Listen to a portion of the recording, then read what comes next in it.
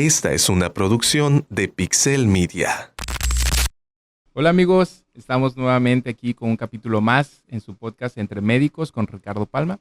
Soy Ricardo Palma, intensivista pediatra, y bueno, el día de hoy tenemos una gran invitada, una gran amiga, a la doctora Fátima Gutiérrez Borrallo, que es cirujano pediatra, que cuenta con una subespecialidad que es colorectal. Hola doctora, gracias por estar el día de hoy. Hola, muchas gracias por la invitación. Solo te voy a corregir. No, Es alta especialidad en ok. cirugía colorectal pediátrica. No, está bien. De hecho, pues digo, es parte del día de hoy es para que nos vayas platicando sobre tu formación y todo, y que la gente vaya conociendo esta área, porque muchos como yo no conocíamos, digamos, esta parte, ¿no? Y es importante que muchas gentes vayan conociendo que existe esta área, ¿no? Claro. Y bueno, para las personas que están viendo este programa, bueno, nos gustaría que te conociéramos un poquito más. ¿De dónde eres? Bueno, yo soy de Aguascalientes. Okay. Soy originaria de Aguascalientes, pero ya llevo prácticamente como 16 años que no vivo allá. Ok. Sí, pero eso es porque la universidad la hice en Aguascalientes, la licenciatura en médico cirujano. Uh-huh. Después de eso me fui a la ciudad de Toluca para hacer pediatría, y después de pediatría hice cirugía pediátrica ahí mismo en Toluca. Entonces, y posteriormente viajé a la ciudad de Puebla o cambié de domicilio para hacer cirugía colorectal pediátrica. Oye, está largo tu camino desde la formación. Sí, prácticamente otra carrera de medicina. Fueron 3 años de pediatría, porque sí tengo la especialidad. Terminé pediatría, 4 de cirugía y pues 1 de cirugía colorectal pediátrica. Y eso que comentas, que dices que tienes de pediatría, ¿por qué lo comentas? ¿Ahí puedes hacer cirugía pediátrica sin pediatría? Sí, hay lugares en donde desde el R1 de pediatría te puedes derivar a cirugía pediátrica. Y en algunos otros desde el R2. Pero eso sobre todo en el IMSS y en el ISSSTE. Pero yo hice toda mi formación en Secretaría de Salud prácticamente, y para hacer cirugía pediátrica tenemos que terminar pediatría.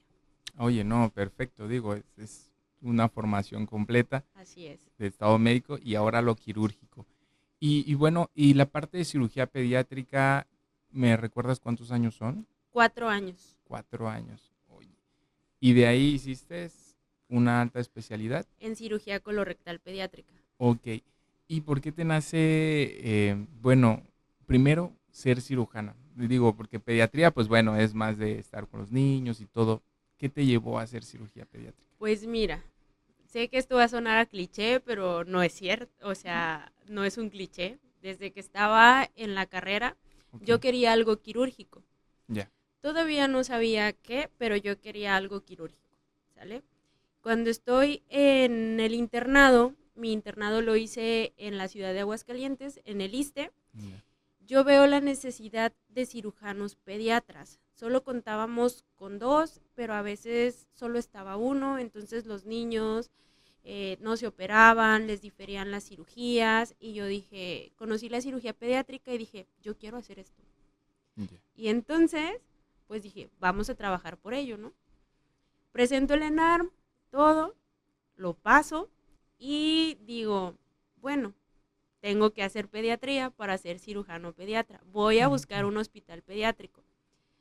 Y ahí vi que estaban varios lugares, como Puebla, justamente Villahermosa, y siempre dije, nunca me voy a ir para allá. Y ve dónde estoy. Me encontré un maestro y me dice, oye, ¿por qué no te vas a Toluca? Hay un hospital pediátrico. Yo no sabía.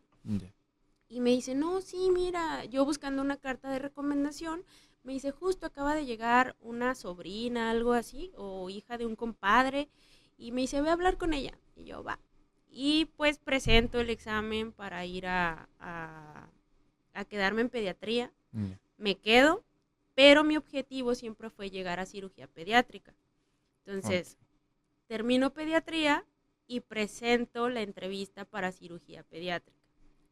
Y me aceptan. Y entonces, así es como nace que yo quiero ser cirujano pediatra. Desde el internado, porque yo vi una necesidad, pues en Aguascalientes, porque en un principio siempre dije que iba a regresar, pero antes de que yo saliera, como 1 o 2 años antes de que yo me graduara como cirujano pediatra, llegó como una horda de orcos, de cirujanos pediatras a Aguascalientes. Entonces, y ya después dije, no quiero regresar como cirujano pediatra, sino que yo quiero hacer algo más. Ok, ¿y qué te llevó a que hicieras esta alta especialidad? Pues el amor por esta alta especialidad nació en el R2 de pediatría. Okay. Yo en el R2 de pediatría todavía, o en el R1, no sabía que existían este tipo de padecimientos, sino que cuando yo estaba de R2 de pediatría, llegó un cirujano colorectal, que fue mi maestro por un tiempo. Y entonces yo empecé a conocer a estos niños, sus patologías, y lo que más me gustaba de eso era que, o sea, no solo los operabas, sino que les llevabas un seguimiento, porque a veces, digo, no es hablar mal de nadie, pero como cirujanos a veces te llevan un niño por apendicitis o lo operas por apendicitis y ya jamás lo vuelves a ver, los das de alta y jamás lo vuelves a ver. O te llevan un niño con un testículo no descendido, lo operas y no lo vuelves a ver. O sea, sí, claro. Así somos, ¿no? Y lo que me fue gustando de esto, te digo más que nada, es el seguimiento, porque es muy interesante y muy bonito. Digo, es como la mayoría que conocemos, ¿no? Del área quirúrgica, ¿no? Así que dicen, es. bueno, solo operan y no ven nada lo clínico, ¿no? Pero Ajá. Tu área sí es algo mixto, por decirlo así, ¿no? Es algo así porque nosotros, o sea, corregimos el problema con el que nacen los niños y les tenemos que llevar un seguimiento porque hay complicaciones propias de la patología. No es porque sean mal operados o la cirugía no está bien o porque no la hizo un cirujano colorectal, sino que la patología como tal tiene complicaciones y nosotros debemos integrar a estos niños a la sociedad y darles calidad de vida. Oye, qué interesante. Y bueno, para que no sabemos sobre esta alta especialidad, en sí que trata sobre la alta especialidad de colorectal, en sí, ¿qué patologías ven?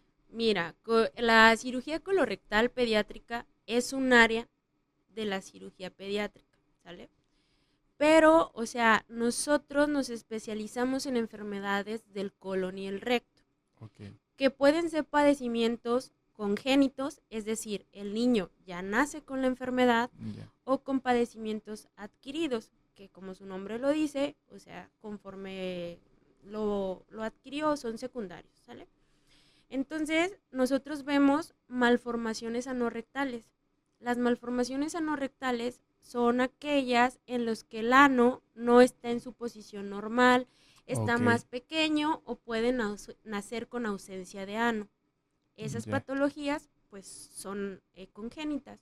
También podemos ver algo que se llama, o vemos, la enfermedad de Hirschsprung, que como tú sabes, todo nuestro cuerpo está lleno de neuronas o de células que nos permiten el movimiento, y esta enfermedad ataca el intestino, y lo que pasa es que no hay esas células que nos permiten la relajación y la contracción del intestino, y entonces no se mueve. O sea, y esa es la enfermedad de Hirschsprung, esa ausencia de células ganglionares. Yo siempre les digo a los papás, falta de neuronas del intestino.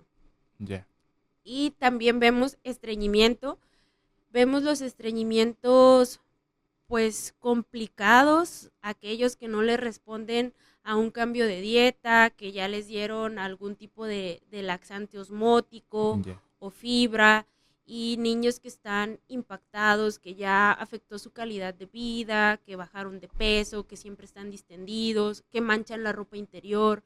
Vemos ese tipo de niños, vemos pólipos, vemos enfermedades raras como la enfermedad de Crohn, o la enfermedad inflamatoria intestinal, que casi en México afortunadamente no hay, pero sí hay algunos casos por ahí. Oye, bueno, no sé si es igual, pero me queda la duda.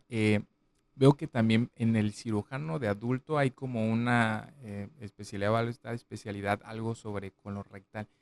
¿Hacen, digamos, algo similar o sí son cosas diferentes? Son cosas totalmente diferentes. Los coloproctólogos, que así se les Ok. llama a los de adultos, Ya. ellos ven más, como te dije, padecimientos adquiridos. En el adulto, toda la patología que ven ellos es adquirida. El Ok. cáncer, los divertículos, ese tipo, hemorroides, todo ese tipo de patologías que es secundario a, no nacieron con ello, Ah, sino ya. que ya esa enfermedad se desarrolló después. Ya. Ah, ok, ok. Entonces, no se podría, digamos, que uno de adulto aborde a un niño o algo por el estilo. No, no se podría. Yo he conocido varios cirujanos coloproctólogos Ya. y de verdad es increíble y ellos nos dicen, no sabemos nada de estos niños. Justo tengo un paciente de 17 años que nació con ausencia de ano, Ok. tiene una malformación a la vía urinaria, pero ese niño no sé por qué se perdió. Se perdió por mucho tiempo y a mí me llegó de 17 años y el coloproctólogo me habló y me dijo, no sé qué hacerle. Ok. O sea, no sé corregirlo, no sé qué hacerle y sé que estás aquí y me lo mandaron a mí, ¿no? Para que corrija esa malformación y es completamente diferente. Desgraciadamente, aquí en México todavía no existe algo que se llama medicina de transición. Ok. Esa medicina de transición es justo para este tipo de niños con problemas colorectales porque estos niños están creciendo. Estos niños, o sea, tienen otro tipo de problemas, van a querer, las niñas van a querer ser mamás, los niños van a querer ser papás y pues nosotros tenemos que llevarles el seguimiento. Digo, a mí no me ha Ya. tocado ver como tal adultos, pero sí me tocó donde yo me formé ver pacientes mayores de 18 años, ya con hijos, y que nadie sabía qué hacerle. Entonces necesitamos ese clic Claro. o es buscar coloproctólogos que quieran trabajar con nosotros para nosotros aprender de ellos y Sí, ellos claro. aprender de nuestras patologías congénitas. Sí, yo creo que es una línea delicada en esa edad, ¿no? Como en esto, justo la otra vez me comentaba igual un oncólogo, este, sobre su transición del doctor Elliot, que a veces ellos llevaban su quimioterapia y después llegaban a una cierta edad y pues bueno, ya lo tenía que ver el adulto, entonces entraba un poquito de conflicto, sobre todo el cuidado del paciente, ¿no? Por la parte de quién le sigue el cuidado de todo lo que siguieron desde niños, ¿no? O sea, algo Sí, delicado. Y, y bueno, ¿nos puedes platicar un poquito más sobre estas malformaciones anorrectales en sí qué son? mira, las malformaciones anorrectales, como te dije hace ratito, es que el ano no está en su localización normal. Ok, Pueden nacer con una fístula o pueden nacer sin nada, sin una fístula. Entonces, nosotros clasificamos a este tipo de malformaciones con malformación anorrectal con fístula clínicamente evidente. ¿Cuáles son esas fístulas? En las niñas y en los niños podemos ok, encontrar la fístula en el periné. El ya, periné es la parte que se encuentra en el niño desde el escroto hasta el borde anterior del ano, ok, donde debería de ir el ano, ujú, ¿sale? Y en la niña es después de la horquilla vestibular hasta ya, el límite anterior del ano. Todo lo que esté en esa parte va a ser fístula perineal. Pero en la niña podemos encontrar otra malformación que se llama malformación anorrectal con fístula rectovestibular. ¿Qué ok, quiere decir esto? Esto está dentro del vestíbulo. ¿Quién comprende el vestíbulo? Pues los labios menores y la ah, horquilla ok, de la vagina. Entonces esta fístula está detrás de la vagina. Muchos lo llaman fístula vaginal, pero no es una fístula vaginal porque en realidad no se comunican. ok, ¿Puede haber fístula vaginal? Sí, en el 1% de todas las malformaciones. Son muy raras, pero ya, sí las puede haber. Y después tenemos a la malformación anorrectal sin fístula clínicamente evidente. ¿Qué quiere ok, decir? Que tú cuando nace un bebé, porque este diagnóstico se hace desde que nace el bebé, en tu exploración física lo puedes ver, no ves ningún orificio, no hay nada permeable, no ves salida de meconio, no hay nada. Están solamente las nalguitas y lo único que puedes ver es una hiperpigmentación, o sea que se ve más negrito ahí donde debería de ir el ano. Ahí está el complejo muscular donde se debería de abrir el ano. Y entonces estos en las niñas va a ser la malformación tipo cloaca, que solo vemos un hoyito en el periné y que si recordamos en las mujeres debe de haber 3, uretra, vagina y ano, pero solo vemos uno. O las niñas que tienen una malformación anorrectal sin fístula verdadera. ¿Ok?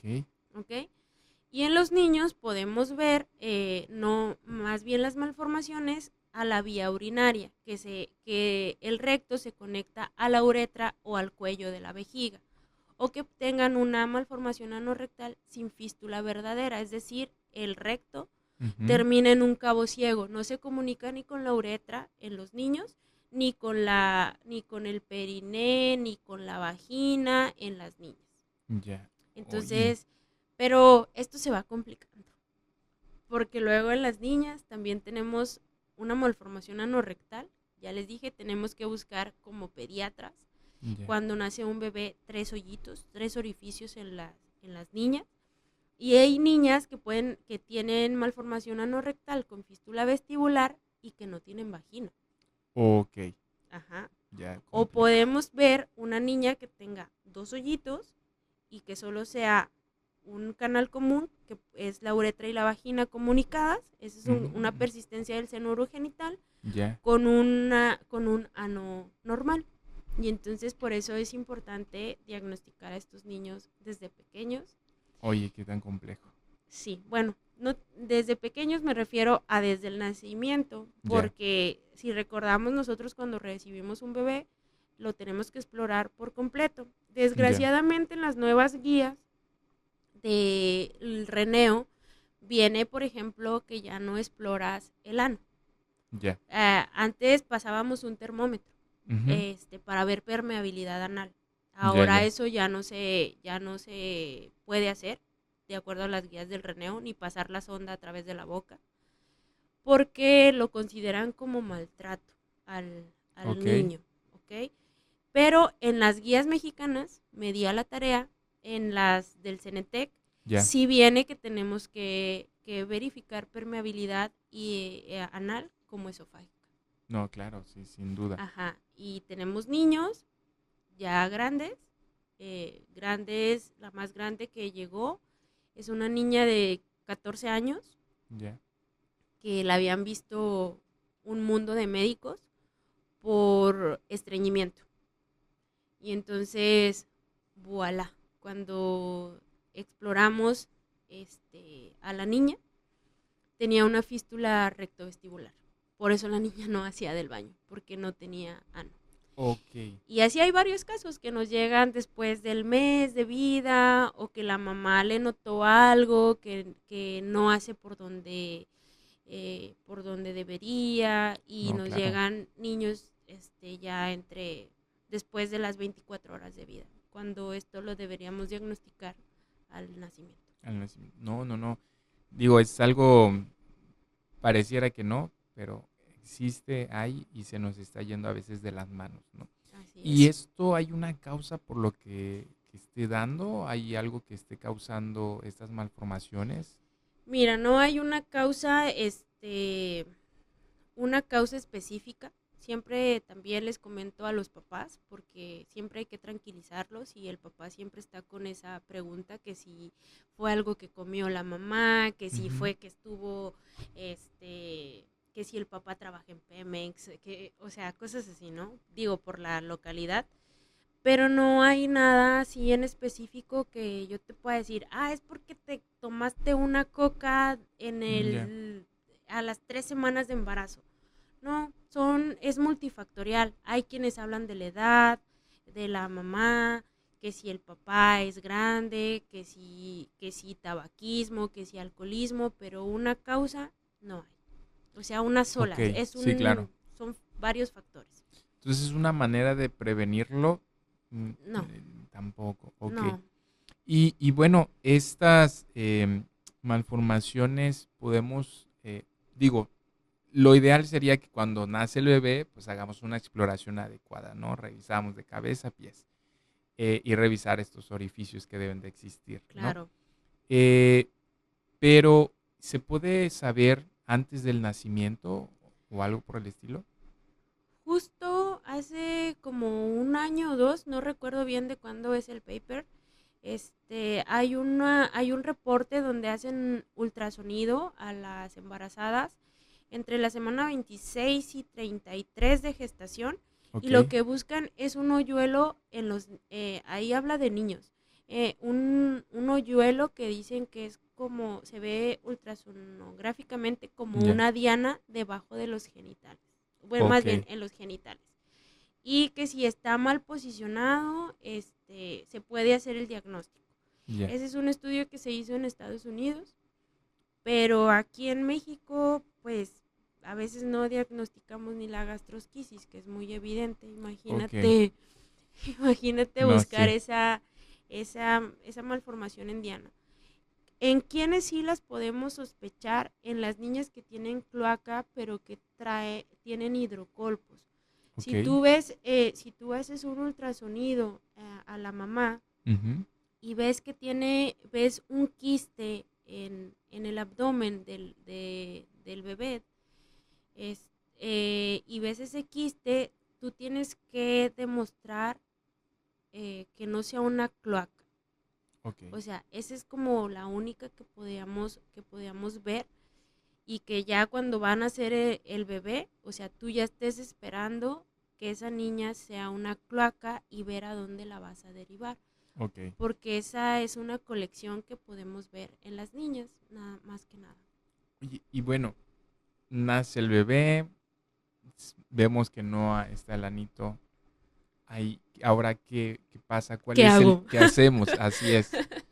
Mira, para esto está, por eso me gusta esta clasificación tan simple, que es o tiene fístula o no tiene fístula.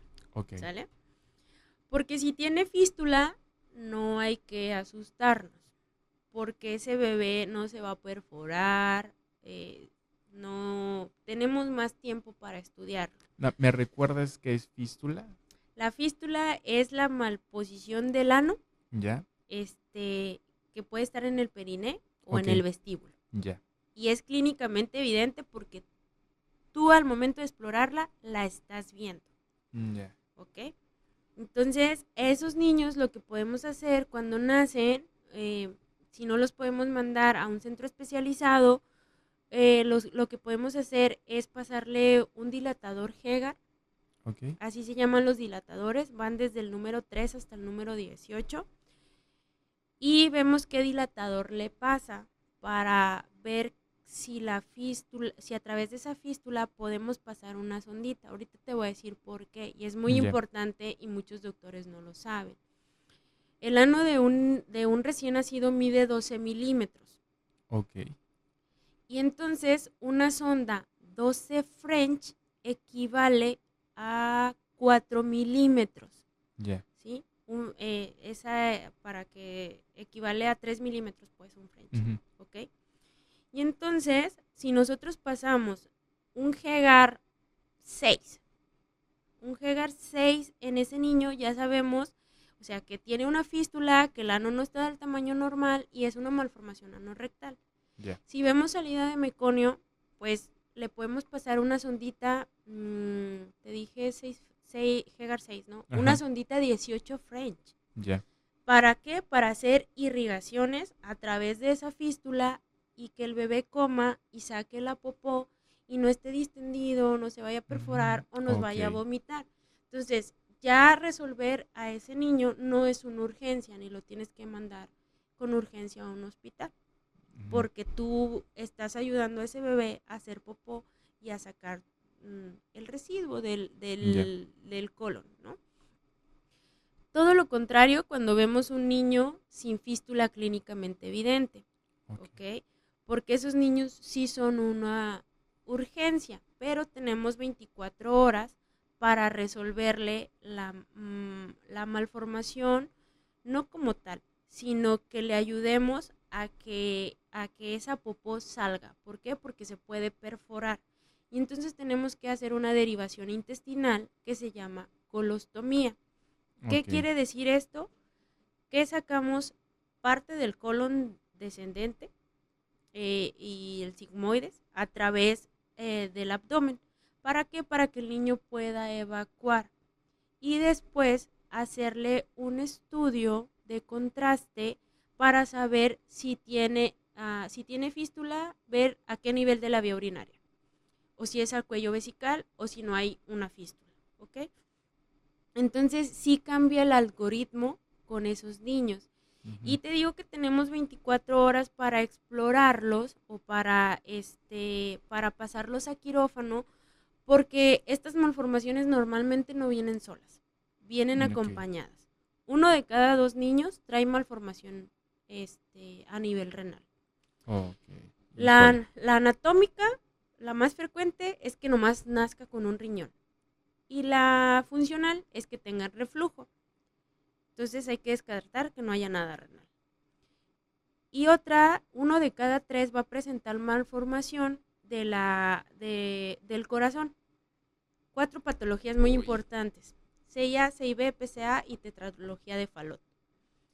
Entonces, lo que importa en estos niños es descartar la cardiopatía, porque el 10% de estos niños van a tener una cardiopatía compleja, que antes de que yo le resuelva la malformación, tienen que resolverle lo cardíaco. ¿Sale? Pueden tener 1 de cada 4 la médula. El cono medular en los recién nacidos o en los niños de 3 meses debe de estar entre L1 y L2. Si va más abajo de L2, eso se llama médula anclada y eso nos puede traer otros problemas. Y eso lo podemos descartar las primeras 24 horas de vida. Podemos ver el tamaño del sacro porque le tomamos radiografías del sacro, AP y lateral, porque algo muy importante, los papás siempre te van a preguntar, ¿mi niño va a hacer popó normal? Sí, y claro. Eso lo podemos contestar desde que el niño nace. ¿Por qué? Porque nosotros sacamos unos índices, vemos cómo está la médula, que más o menos por la exploración te puedes sospechar qué malformación es y ya decirle a los papás si va a ser continente o incontinente. Es decir, si va a avisar para ir a hacer popó o se va a andar manchando a cada rato y no lo va a controlar. Oh, qué triste. Y pues pueden traer malformaciones óseas, malformaciones del sacro, de las vértebras. Entonces tenemos 24 horas para estudiarlos y pasarlos a quirófano. Sin duda son pacientes multidisciplinarios totalmente. Así es. Digamos que esta parte es como entre comillas, como la malformación más visible, por decirlo así. Es decir, de que veo que no está el anito, pero hay que descartar cómo está el corazón, cómo están los riñones, o sea, otras cosas, ¿no? Sí, claro, siempre tenemos que descartar eso porque, por ejemplo, a mí siempre me preguntan en la unidad donde yo trabajo. Yo no meto a un niño a quirófano de malformación anorrectal si no tiene la valoración antes de cardiología. He sido un poco criticada, pero, o sea, yo estoy cuidando al niño porque los papás me están confiando a su hijo, a su recién nacido. Y entonces, si el niño tiene una malformación compleja, yo lo meto a quirófano, se me descompensa, pueden pasar cosas fatales. Y entonces, yo ya viendo la valoración de cardio, pues ya vemos con el anestesiólogo que no nos pasemos de líquidos, cómo lo vamos a manejar y pues sobre todo la seguridad del paciente. Deja tú del cirujano, primero es el paciente. Entonces es lo primero que debemos descartar. Y bueno, llega la parte quirúrgica, ahí se puede resolver todo en una cirugía, son muchas cirugías que hay que hacer. Solo hablando del aspecto de la malformación anorrectal, porque como me estoy imaginando, si es de corazón un detalle, pues aparte de la cirugía de corazón, si de columna lumbar, pues otras situaciones, ¿no? Mira, también eso va a depender. Los niños, por ejemplo, sin fístula clínicamente evidente, pues obviamente no los puedo meter como cirujano colorectal a una cirugía. ¿Por qué? Porque primero tengo que resolver la urgencia intestinal, que no tengo por dónde salga la popó, que no tengo por dónde salga el desecho y le tengo que hacer una colostomía. Entonces yo te dije que la fístula puede ir a la uretra, pero cuando yo digo de la uretra, pues puede ser uretra vulvar, uretra prostática, incluso cuello vesical. Y eso yo no lo puedo ver clínicamente. Necesito un estudio para planear mi cirugía. Entonces, estos niños normalmente se les hacen 3 tiempos. Colostomía, después anorrectoplastía para colocar el ano donde va y cerrar la fístula, y después la restitución intestinal, que quiere decir que voy a cerrar esa colostomía, voy a unir el intestino y lo voy a regresar a su lugar y el niño va a empezar a hacer popó por ese nuevo ano. ¿Okay? Los niños con fístula clínicamente evidente, que pueden ser las perineales o las vestibulares, también depende, porque tengo que hacer un rectograma. ¿Qué estudio es este? Ponemos una sondita a través de esa fístula, porque no es un recto como tal, no es un ano como tal, sino es una fístula. Entonces pintamos lo que tenga de recto y de colon y también sacamos mediciones. Si tenemos un colon muy dilatado, ya hay un estudio de un doctor mexicano, que es lo máximo en enfermedad de Hirschsprung.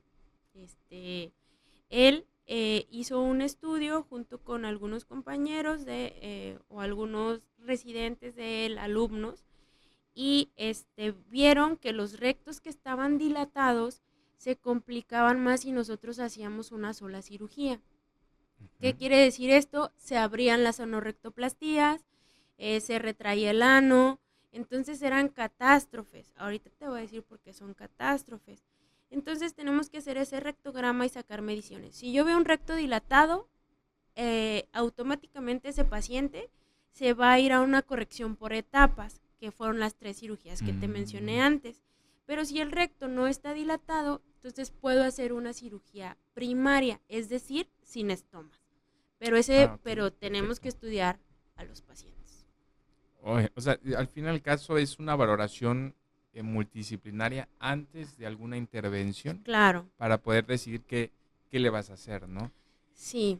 ¿Hay alguna malformación, que no tenga que pasar por algo quirúrgico, o al momento de decir es malformación, digamos que sí va a ser igual a una cirugía?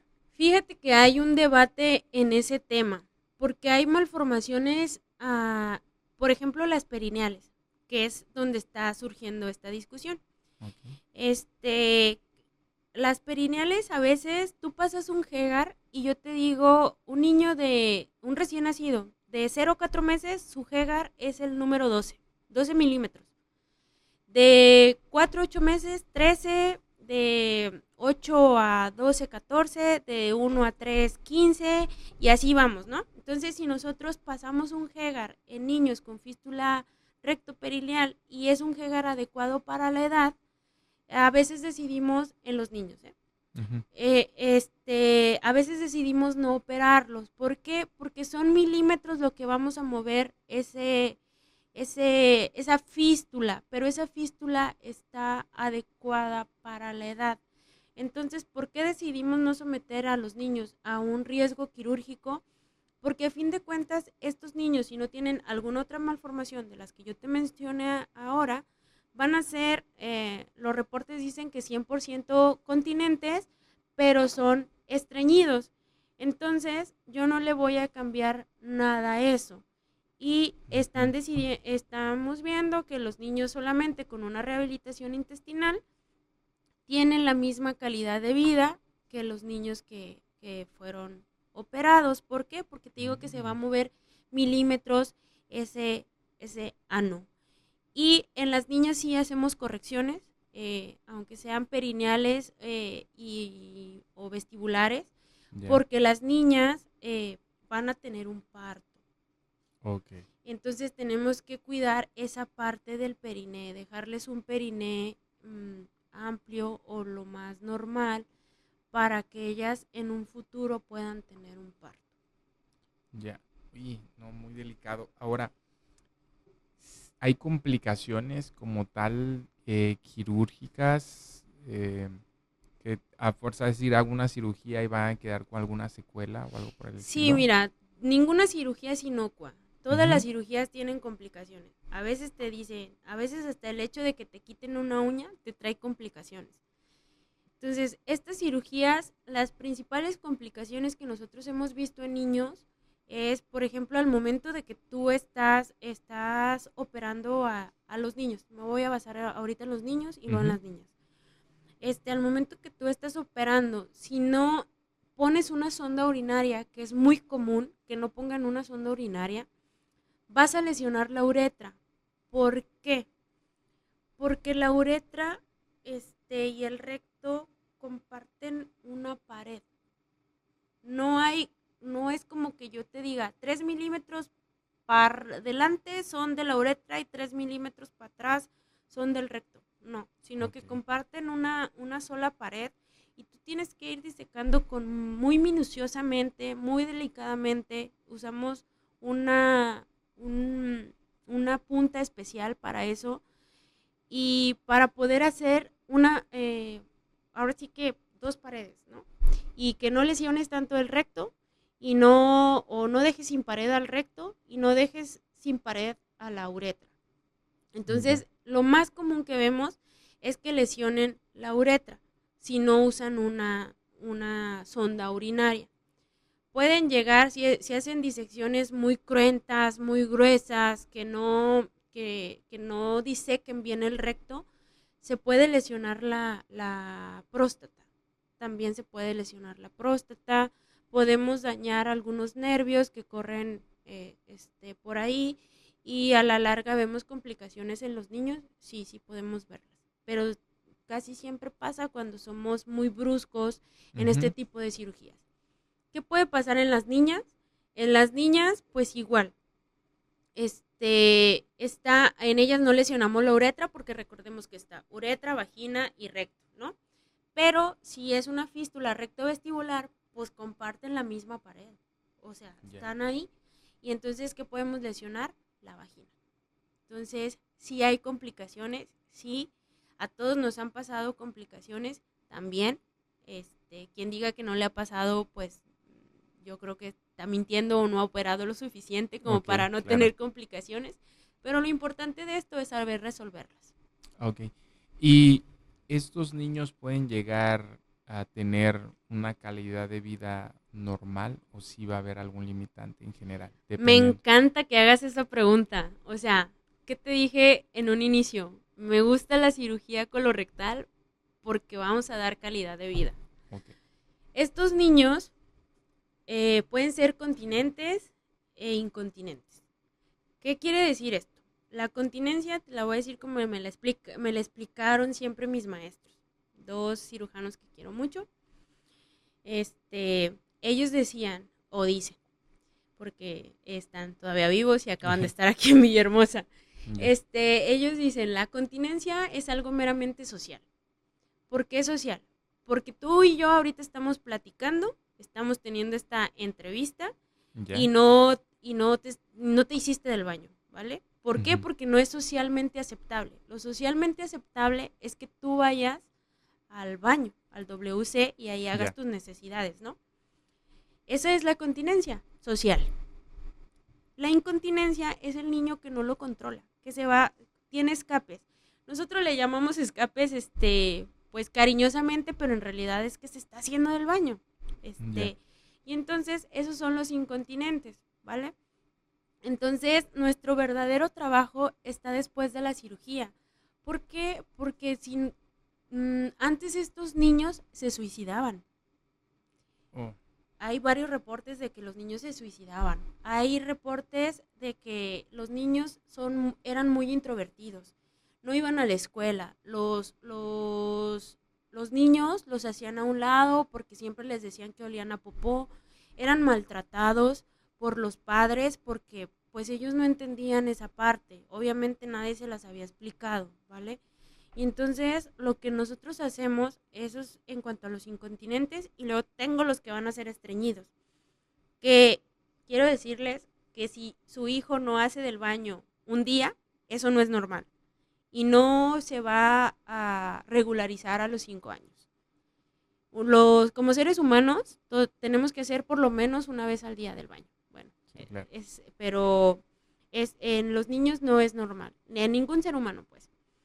Entonces estos niños estreñidos también pueden manchar, ¿no? O pueden dejar de hacer el baño y dejan de comer, bajan de peso.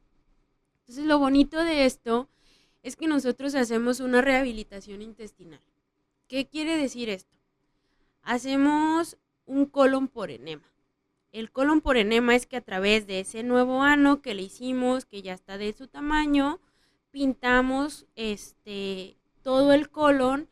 Igual, sacamos mediciones, vemos si el colon es hipomótil o hipermótil y de acuerdo a ello damos tratamiento. ¿Qué quiere decir hipomótil? Pues que no se mueve, ¿no? Yeah. Hipermótil se mueve muy rápido. Entonces, damos tratamiento, un tratamiento individualizado, quiero que sepan, a base de enemas, a veces con tratamiento tomado, pastillas, y los tratamientos son individualizados. Nosotros no calculamos estos tratamientos por peso, no los calculamos por edad. Nosotros para dar estos tratamientos tenemos que tener el estudio antes. Ah, mira. Sí. Entonces, esos niños viven limpios. Actualmente el doctor Peña, mexicano, michoacano, él tiene muchísimos pacientes que ya son adultos, porque él publicó esto de la anorrectoplastía y eso en 1980. No es nuevo. Entonces, claro. Él tiene muchos pacientes que son adultos y, por ejemplo, tienen una vida normal. O sea, son médicos, son alpinistas, son atletas. Entonces, pueden llevar una vida normal. ¿Y cuál es nuestro propósito al final de cuentas? Integrarlo a la sociedad, que ese niño esté limpio, que su tratamiento lo haga que él conviva con todos y lleve una vida normal, porque es un niño normal, ¿sale? Entonces, eso es. Oye, no, sin duda, como desde el principio que dejaste muy claro esto, son, patologías críticas, pero bien abordadas, bien manejadas, hacen la diferencia, ¿no? Claro. Y sobre todo que no queda nada más en un procedimiento quirúrgico, ¿no? Sino es el seguimiento adecuado, porque me imagino que, bueno, se hace adecuadamente la cirugía, perfecto, pero si no se da el seguimiento, pues igual puede haber un fracaso de cierta manera, ¿no? Pues más que fracaso es la misma complicación de la patología, porque te digo, o sea, o son estreñidos o son incontinentes, no hay de otra, o sea, no hay de otra. ¿Y qué tenemos que hacer? Darles tratamiento. Por eso te digo que sería bueno crear ese enlace con los coloproctólogos y decirles, o sea, que ellos les lleven un seguimiento, o sea, cuando estos pacientes son adultos, porque, ¿quién los va a ver? ¿Quién los va a ver? O sea, porque luego llegamos aquí, por ejemplo, aquí la salud en México, o sea, si son niños, luego nos estamos peleando que si hasta los 14, que si hasta los 17, que no sé qué, y eso es un problema, y yo lo que siempre he dicho es, este tipo de niños se salen de ese concepto. Te digo que donde yo me formé, hay unas pacientes que yo recuerdo que tenían como 20 años, pero les llevaban su seguimiento ahí porque no hay quien se los lleve. Sí, no, claro, no, me imagino. Ahora, todo esto que me platicaste se escucha muy complejo y todo. ¿Esto se puede hacer en cualquier lugar, en cualquier hospital, estos procedimientos quirúrgicos? ¿Se necesita un equipo muy especializado? ¿Dónde podemos hacer esto? ¿O dónde realmente tú haces todo esto? Pues yo estoy en Villahermosa. Se puede hacer aquí en Villahermosa. Siempre te voy a decir como a los papás, no voy a ofertar ningún hospital, pero sí te puedo decir que en 2 de los hospitales más grandes de aquí. Okay. ¿Por qué? Porque son niños que hay cirugías, por ejemplo, que en la perineal podemos tardar 2 horas. 3 horas a lo mucho, ¿sale? Perfecto. Pero hay otro tipo de cirugías como las cloacas, como a veces niños con fístulas a la vía urinaria, que nos llevan un poquito más de tiempo. No porque no sepamos hacerlo, sino porque tenemos que ser muy meticulosos. Y pues nosotros, bueno, al menos creo que todos los cirujanos tratamos a los niños como si fueran nuestra familia y queremos que quede bien y que quede bien a la primera. ¿Por qué que quede bien a la primera? Porque estos niños solo tienen una oportunidad. Yeah.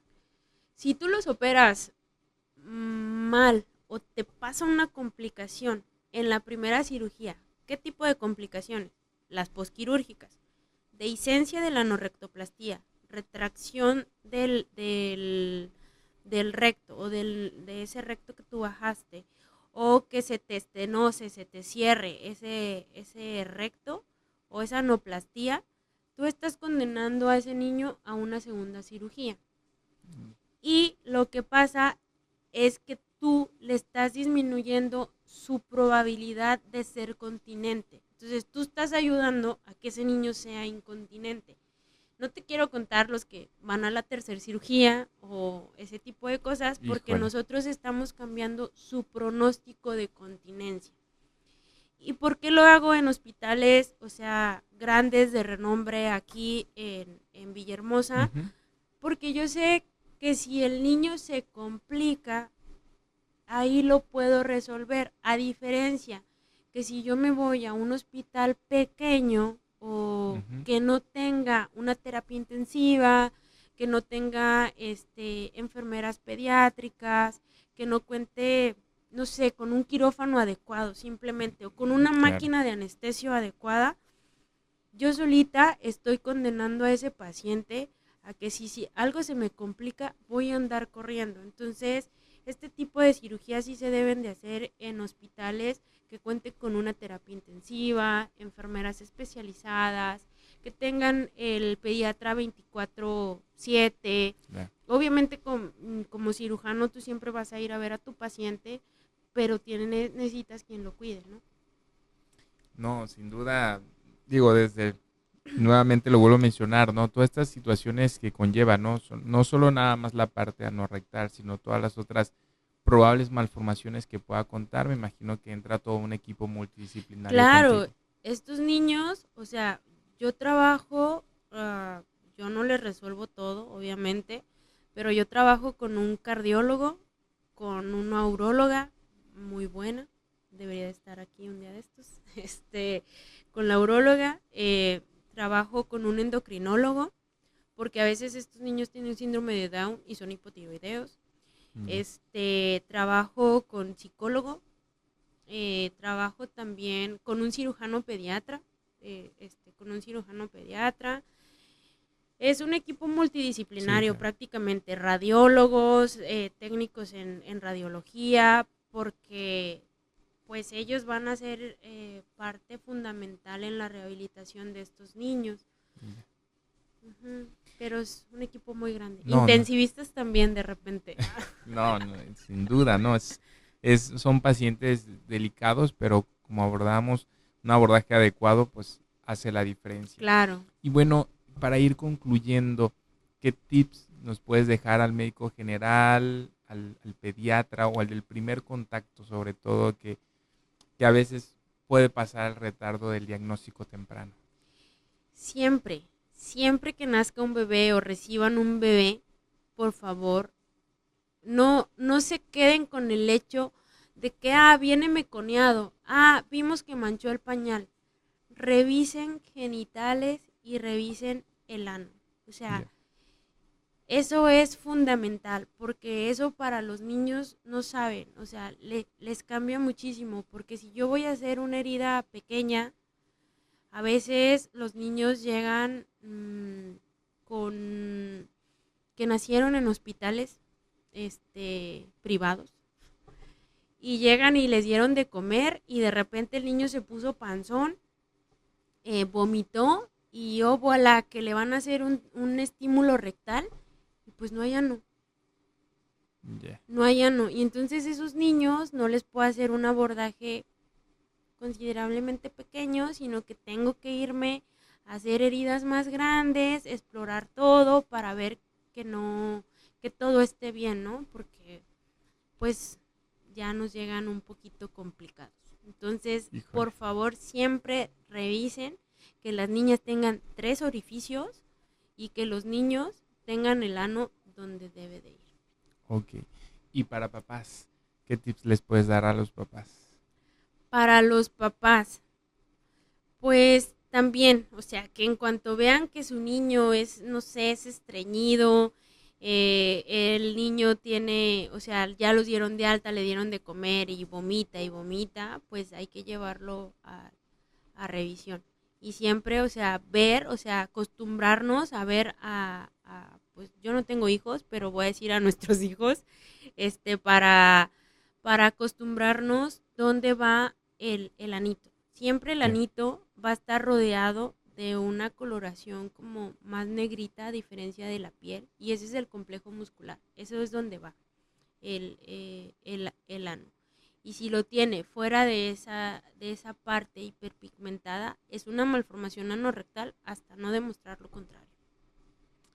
No, la verdad es que te agradezco toda esta información que nos diste el día de hoy. Digo, día a día seguimos aprendiendo y la verdad es que te agradezco porque estuviste aquí, nos estés dando toda esta información y sé que va a ser de gran ayuda para todas las personas que estén viendo este programa, el capítulo. Y pues bueno, y saber que hay personas ya en el estado expertos en esto para que nos podamos acercar sobre todo estas partes de estas Claro, lo ideal es que cada estado tuviera un cirujano colorectal. Digo, algo por lo que yo no me quedé en mi estado es porque no hay tantas malformaciones como hay aquí en esta parte, en el sur del país. Entonces dije, hice un año más de cirugía, hice una alta especialidad y esto no va a ser en vano. Vamos a ayudar a más niños y pues el sureste prácticamente pues no había nadie. Entonces, pues aquí estamos. No, y te agradecemos que hayas llegado y te decidieras estar aquí en Tabasco, sobre todo, pues ayudando a muchos niños y sé que lo haces y lo seguirás haciendo porque realmente, digo, hay muchas cosas importantes en la vida, pero creo que en tu área hay un cambio total, no solo en el momento del bebé, sino a futuro, totalmente la calidad de vida de poder ser, digamos, vivir entre comillas normal, a tener algunos problemas que te lleven a la depresión, que como mencionabas, ¿no? Hace totalmente un cambio en la vida de una persona. Claro, o sea, y estos niños, o sea, me imagino que aquí hay muchos niños con este tipo de problemas y de verdad, no es normal que un niño esté manchando la ropa interior todos los días o que un niño huela popó. La popó es como un perfume. Yo puedo traer algún perfume y no lo percibo, pero tú llegas y me dices, ah, qué rico huele tu perfume, o oye, ¿por qué compraste un perfume tan chafa? No sé, ¿no? Pero quien lo trae no lo percibe. Y así son los niños que están manchados. O sea, ellos no perciben que huelen mal, pero los demás sí se dan cuenta. Y entonces es muy feo que los niños estén rezagados o los hagan a un lado o les peguen por algo que ellos no controlan, por un problema que tuvieron de pequeños que fue corregido, pero no se ha tratado o no se ha llevado el seguimiento.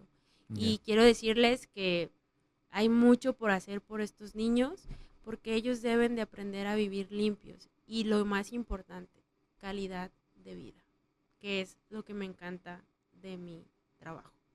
No, sin duda, sabemos, ya estamos viendo lo que haces y pues bueno, desde que llegaste estás haciendo un cambio y la verdad es que te agradecemos por todo lo que estás haciendo. Sabemos que a veces es el iniciar estos proyectos, pues es cambiar ideas, sembrar Claro. nuevos pensamientos para la mejoría y es lo que hay que trabajar. Y la verdad es que te agradezco este espacio que nos diste, que sabemos que tienes un itinerario muy ocupado, todo tu día estás en cirugías y todo que he visto y pues bueno, haciendo la diferencia día a día. No, pues muchas gracias por la invitación, de verdad es un placer, ya estaba sentida porque como buena mujer, No, a mí no me habían invitado. No es cierto. No, muchas gracias por la invitación. Estamos a la orden para lo que se les ofrezca. Y bueno, ¿y dónde te podemos encontrar las personas que quieran, consultarte, ir a una consulta, alguna duda o algo, alguna manera en que podamos tener un contacto contigo? Claro, les voy a dejar el número del consultorio. Sí, no, claro. Ahorita se los digo porque no me lo sé. No, adelante. Pero se los digo, también están mis redes sociales. Y justo te iba a decir, ¿cómo te podemos encontrar? En mis redes sociales estoy en Facebook como doctora Fátima Gutiérrez Borrallo, DRA, Fátima Gutiérrez Borrallo, y igualmente me encuentran en Instagram, normalmente o casi cada semana les subo contenido de interés para los papás, para que ellos estén informados acerca de la patología.